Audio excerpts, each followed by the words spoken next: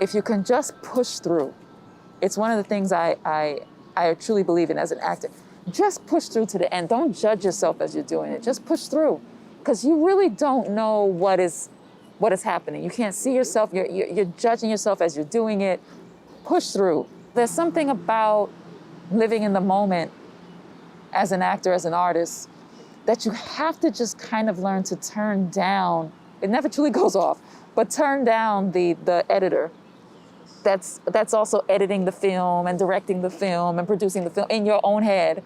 You know, turn all those people way down and just be the actor. Filmmaker Magazine presents Back to One with Peter Rinaldi. Susan Kelechi Watson is an actor. She sat down with me on a beautiful evening in Prospect Park in Brooklyn to talk about the work. Do you have a typical first step that you like to take when you first get a role to get into the character? I don't. The only thing that I do is like take in the words. Like, I just keep taking in the words and letting like the words inform me. And then I start to color in the rest of the picture from what I'm getting in the scene and from the words. But I don't have there's no yes, as soon as I get a character, I go and I do yoga and then I meditate and then I go, and then I look at, there's no set thing, though I do all those things. That's why I came so easily. But but I do sort of look for context clues.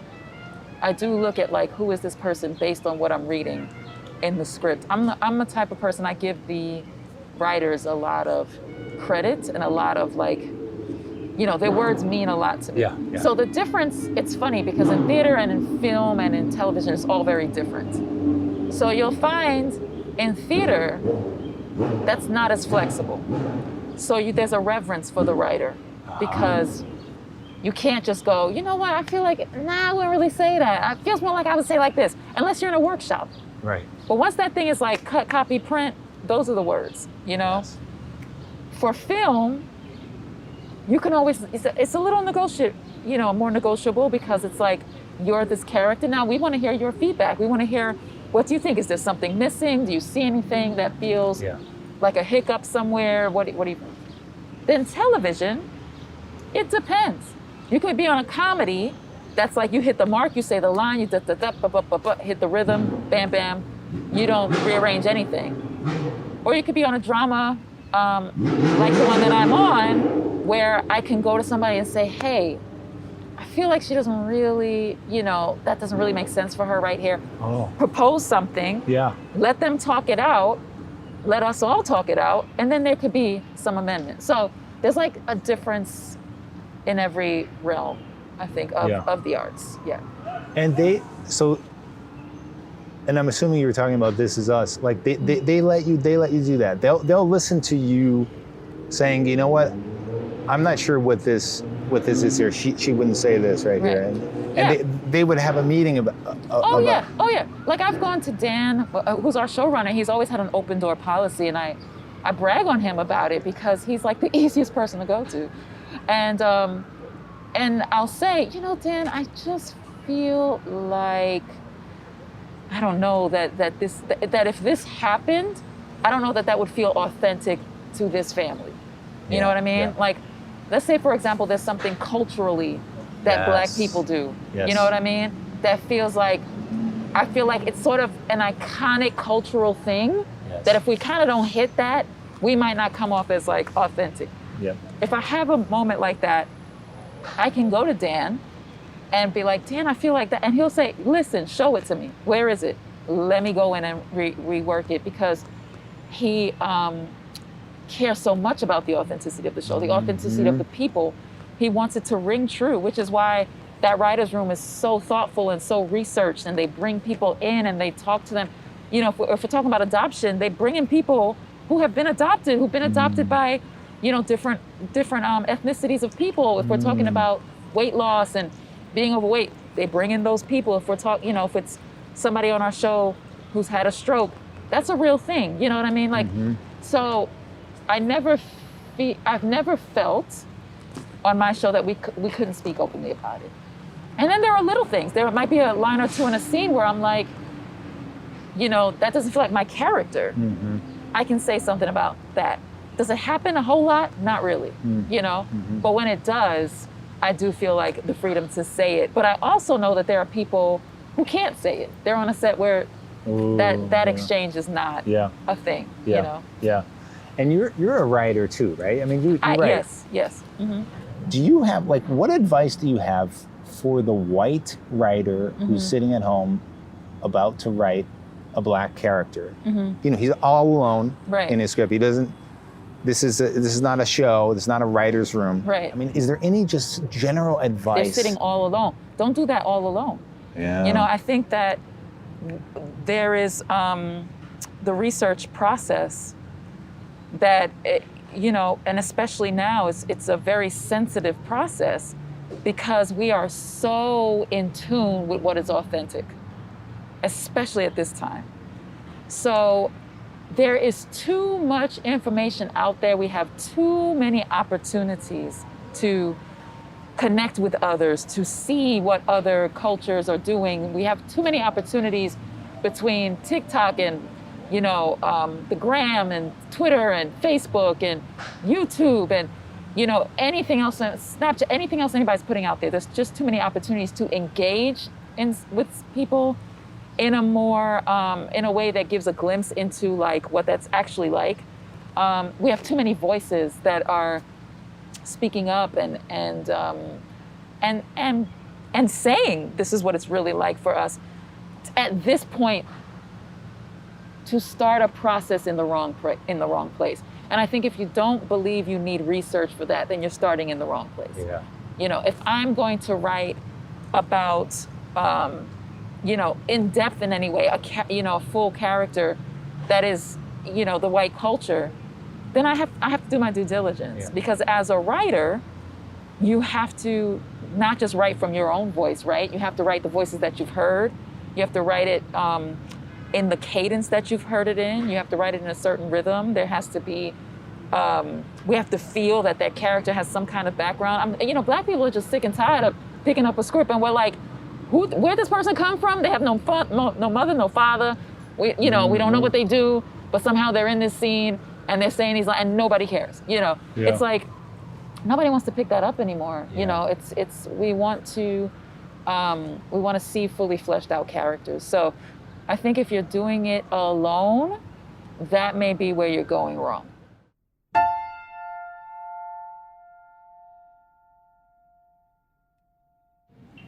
Do you have someone who actually changed your craft, either directly or indirectly? Like directly because they were a director or an actor that was, or indirectly just by watching them? Can you pinpoint something in your past where something changed in you from somebody else? Yeah, no, it's real kind of easy for me. Like I remember I was, I think I was in my early teens and I watched a rerun, not a rerun, well, yeah, I guess it was. It was on PBS and it was a recorded concert of Sade.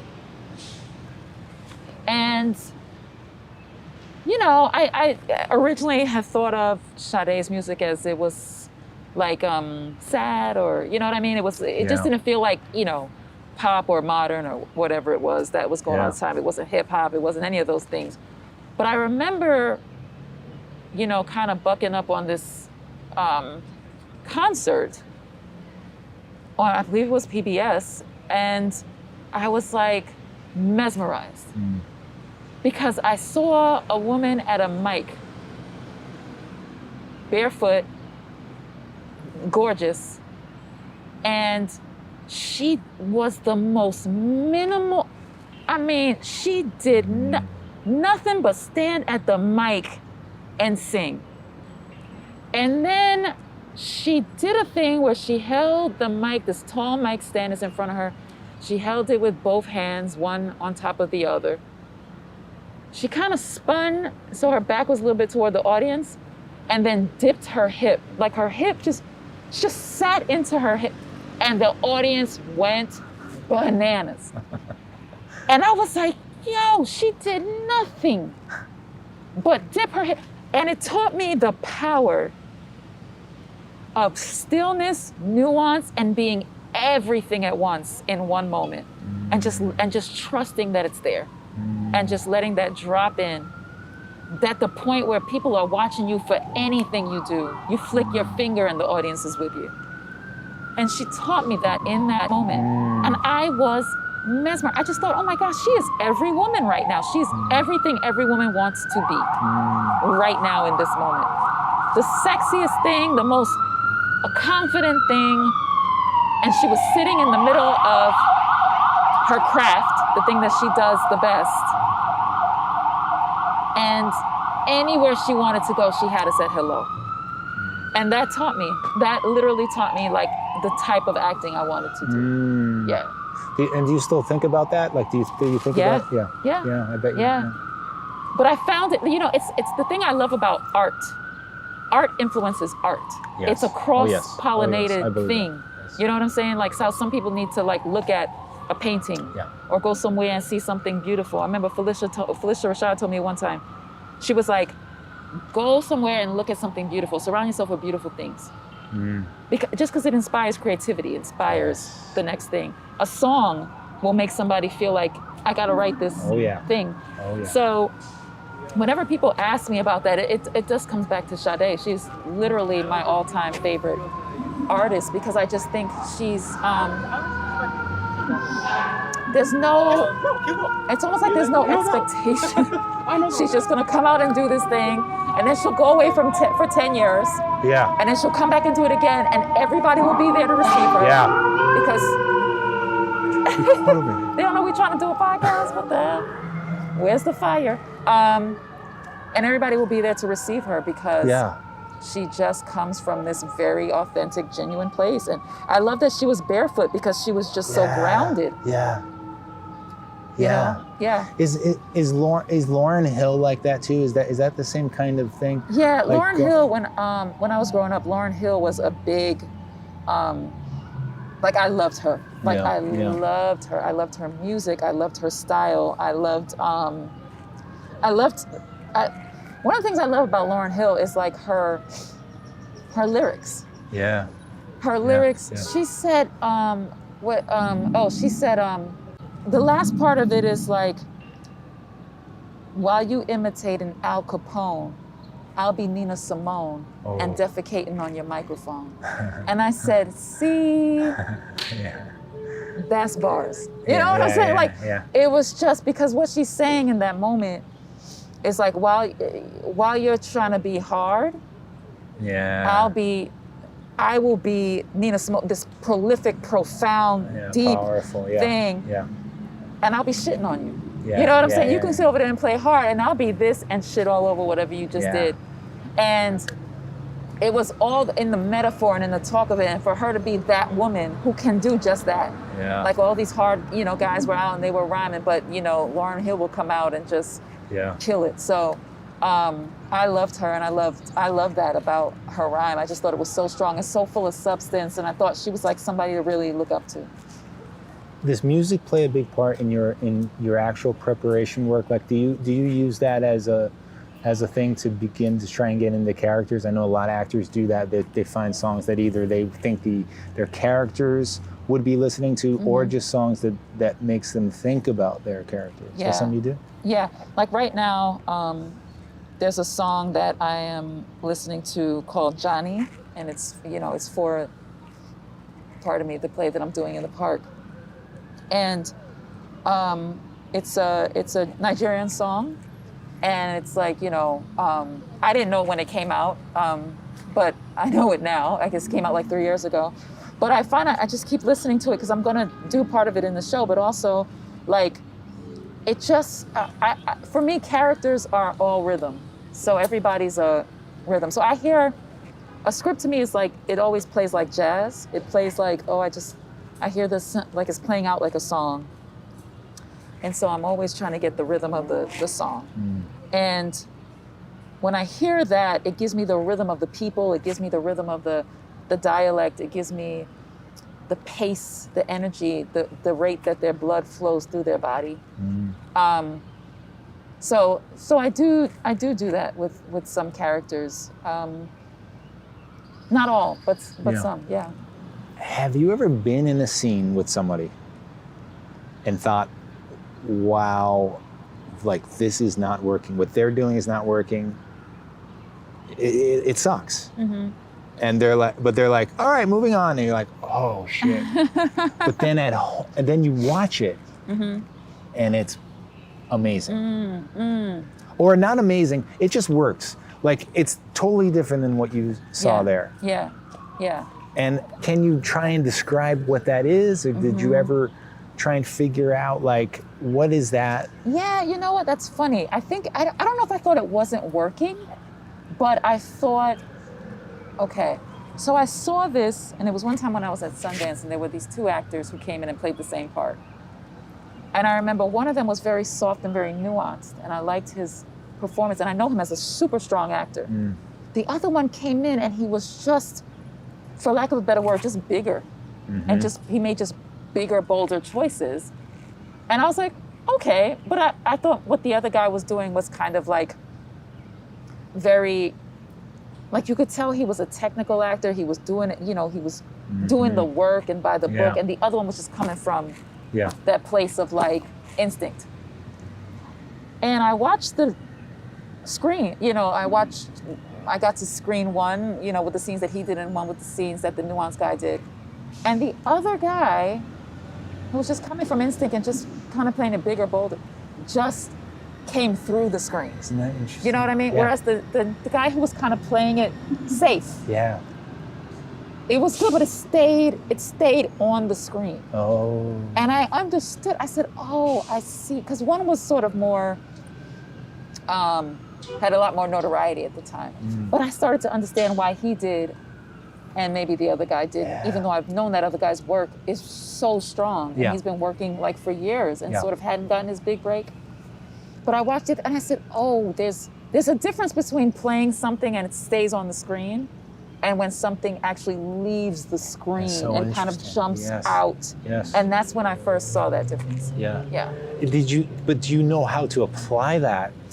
Oh, gosh. Like not necessarily like if you would want to, I mean, or if you have an opportunity to, but are you able to take that and be like, okay, now it's another tool that I can use if I need to? Yeah. I think for me, it kind of translated to like, I have to really believe it. Like I'm very hard on myself. If I don't believe I'm very hard on myself in that way. But I also learned that there is work to be done, but don't do it on screen. You know what I mean? So in other words, do all the stuff before you hit the screen and on the screen and let it be what it's gonna be. Right.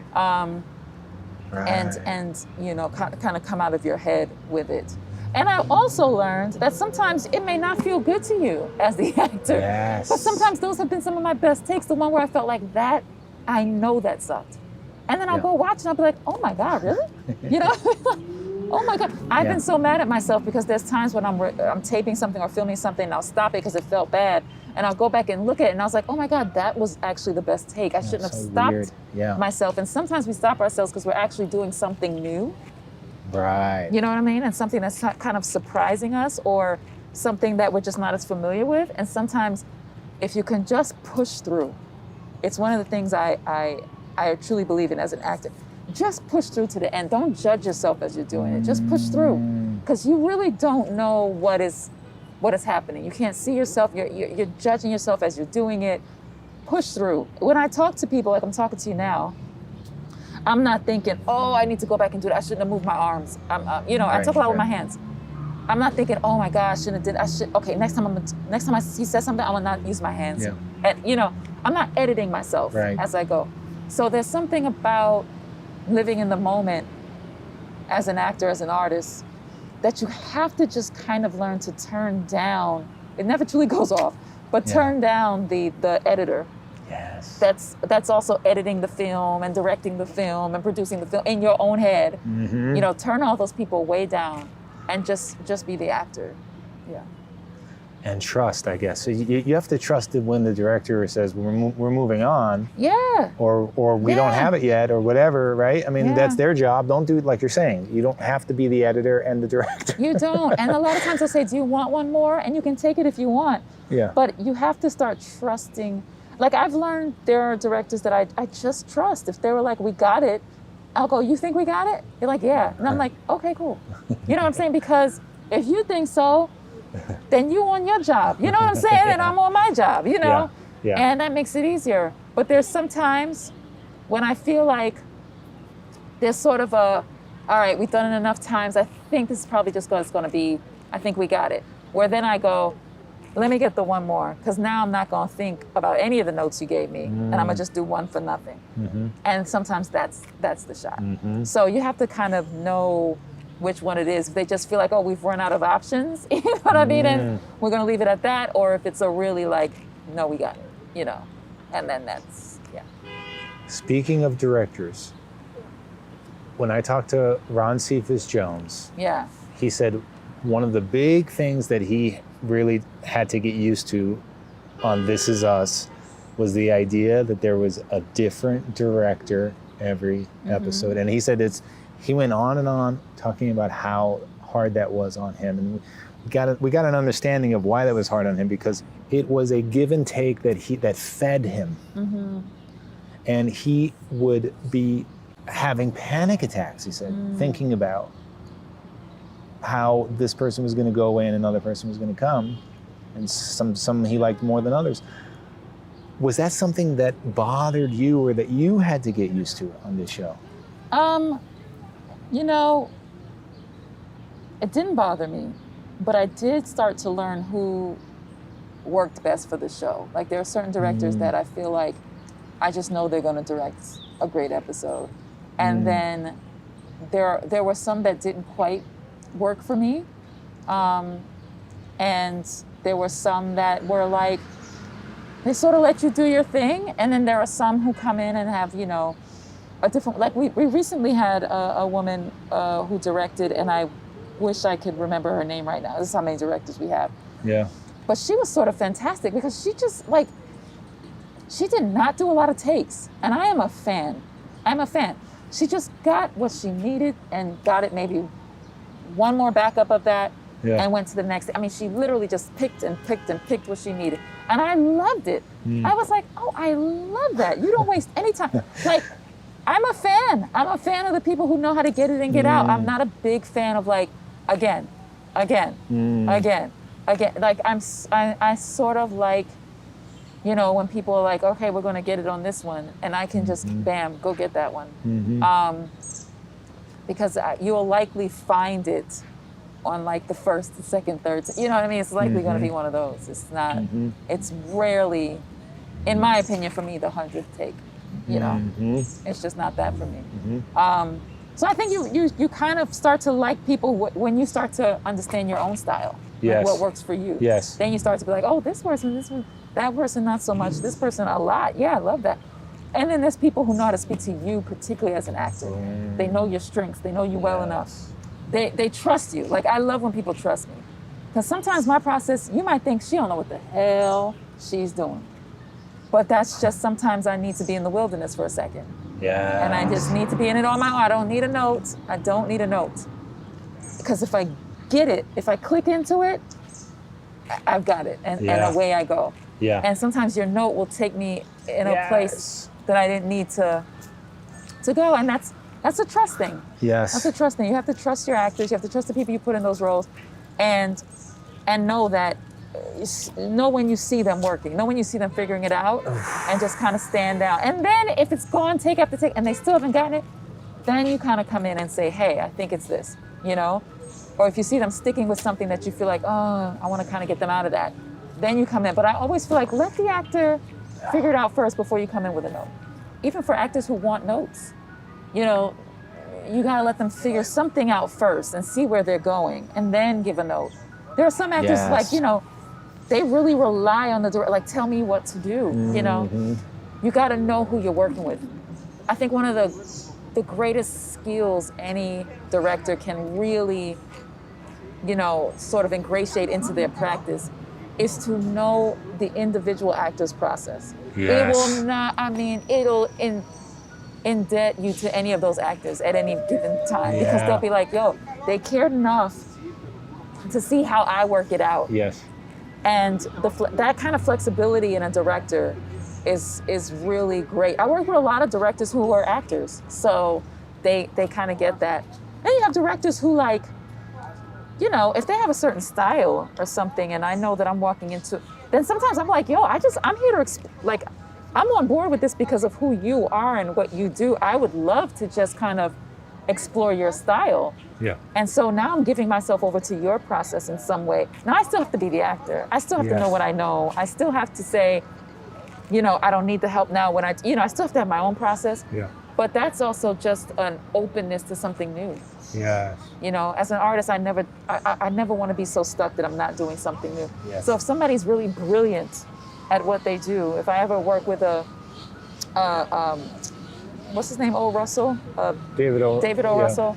You know what I mean? People who have a very particular style and the way they direct, there's a particular style, then that might be something that I want to explore too.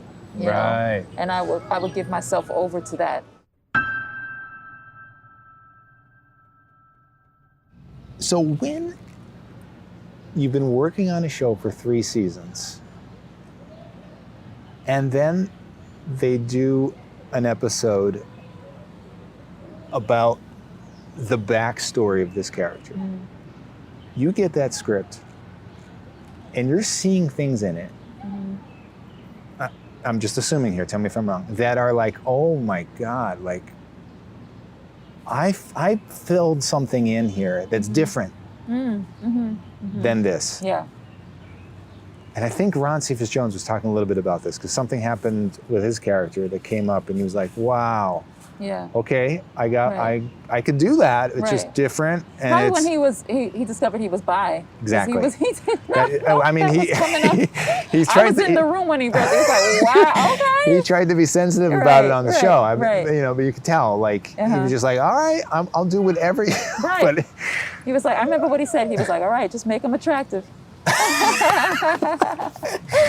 But just even little things though. So part of my big question mark for me is why wouldn't the writers, and I know the writers room is open to you guys. You guys can go in there anytime.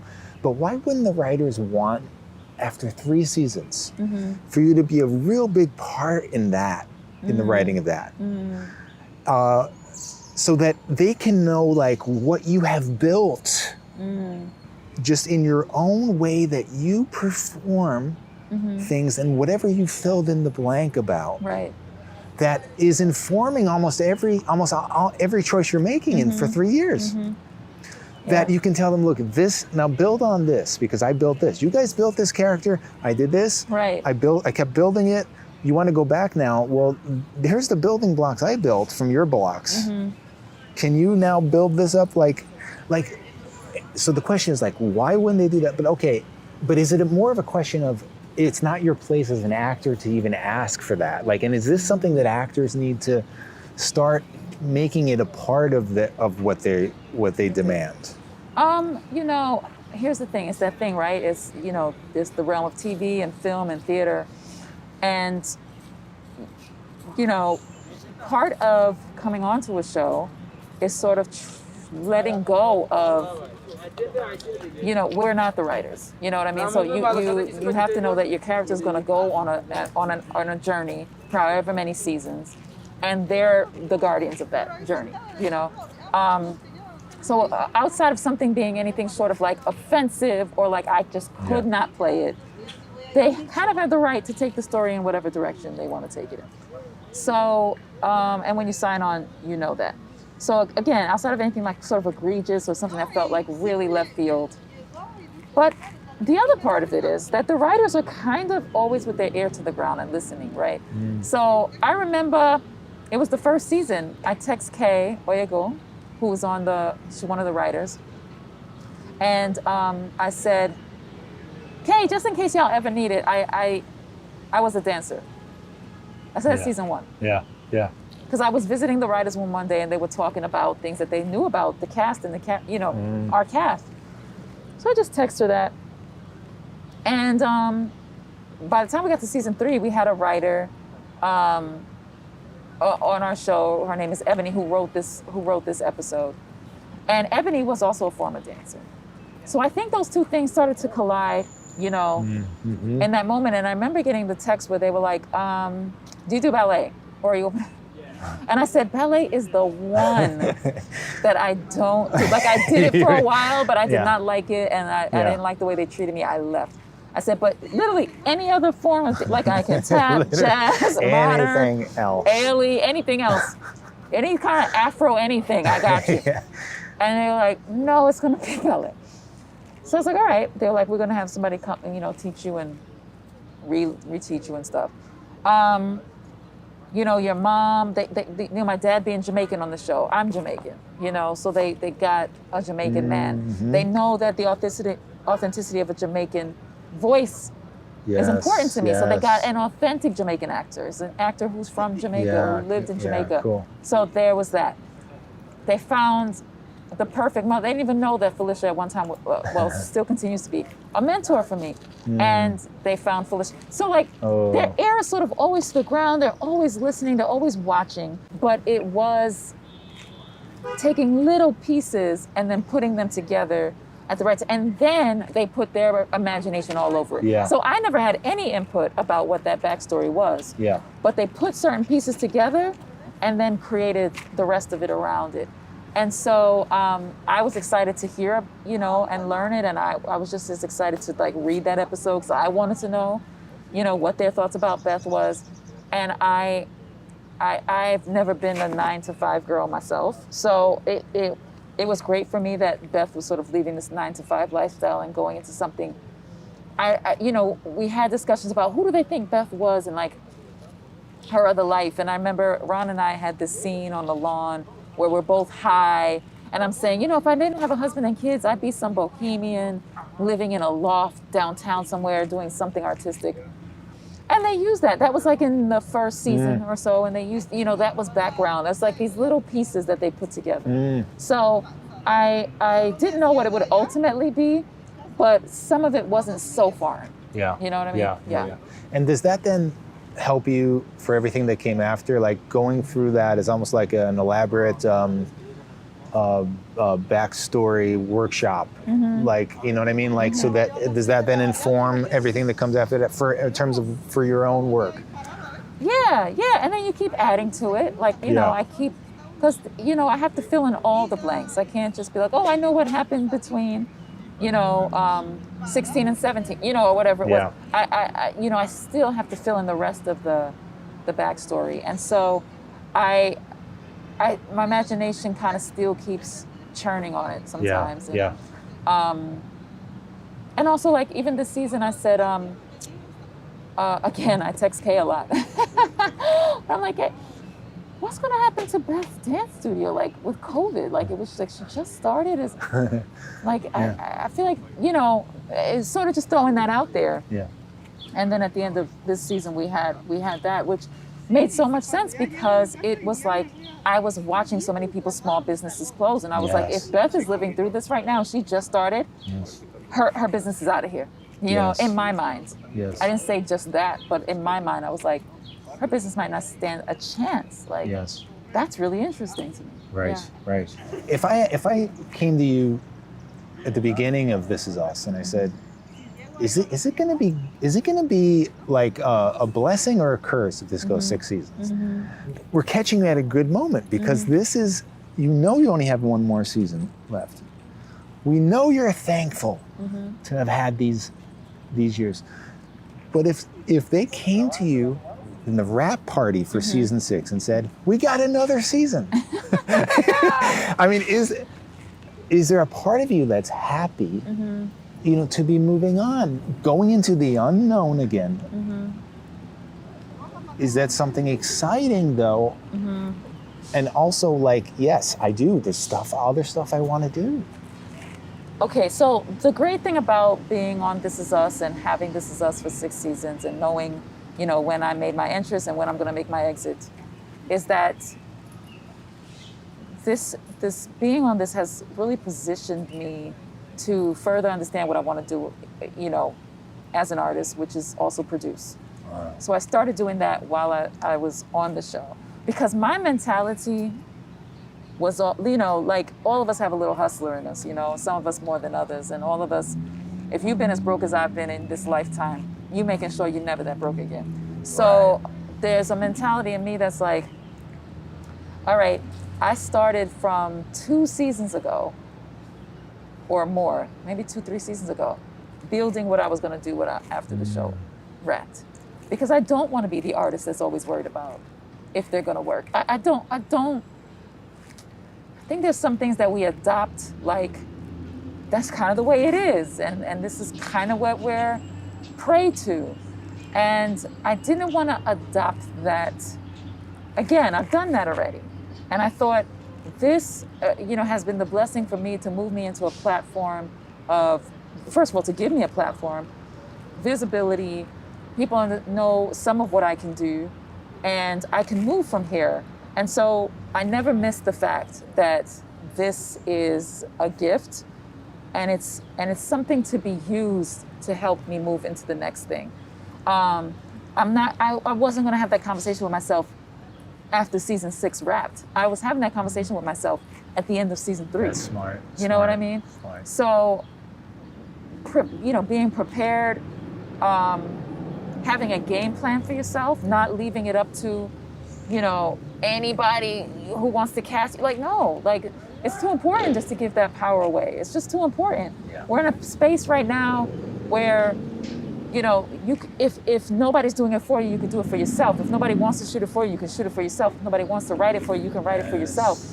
But I believe that even when we weren't sort of in this, hyper self-made, world that we're in right now, I did not believe, and maybe that's my upbringing, maybe that's where I'm from. It's probably a very cultural thing as well, in letting my destiny or my fate at any point just be in somebody else's hands. It was just always very important to me to set myself up. So at the end of season 6, I can then say, that was a really great story. We got to tell that story, take it to where it needed to go, and leave it there. And I can walk away and know that I'm walking into something else, And I think actors have always been sort of the last on the totem pole when it comes to anything productive. It's like we're at the mercy of whoever wants to hire us. And I just do not believe in that mentality for anything. Yes. I just don't believe it. And as long as I don't believe it, it's not going to be my reality, So I do think that it's very important to have a bag full of tricks, so that when you use one, you got something else in your bag. Susan Kelechi Watson, thank you so much. Thank you for bringing me to the park. I wouldn't have gotten to the park today. Back to One is a production of Filmmaker Magazine, which is a publication of The Gotham, formerly IFP. Listen to back episodes of this podcast at filmmakermagazine.com or wherever you get your podcasts.